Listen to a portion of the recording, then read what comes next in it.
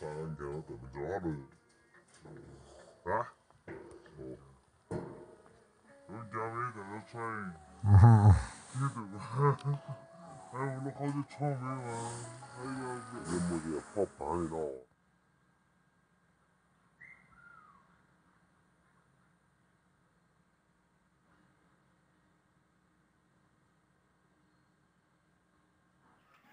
나와 nó này sẽ cho cái phần làm tóc sắp lại nếu mà cho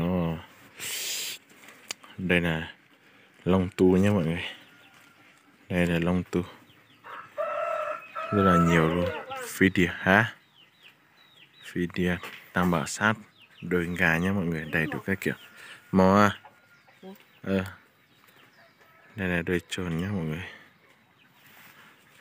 Hóa ra đồi trồn đẹp chưa mọi người, thân to quá đẹp luôn nhé mọi người. Đây trồn này, đây là cây bảo sắt nha mọi người, quế vó. Đấy có cả hoa hồng nhé mọi người nhé, hoa hồng cổ mình ghép nó lên mần ngon hết đấy. Này bây giờ mình đang ghép đây nha mọi người, đây nó lên mần hết nha mọi người nhé, lên nó cái không lấy nét được đằng trước mọi người xem.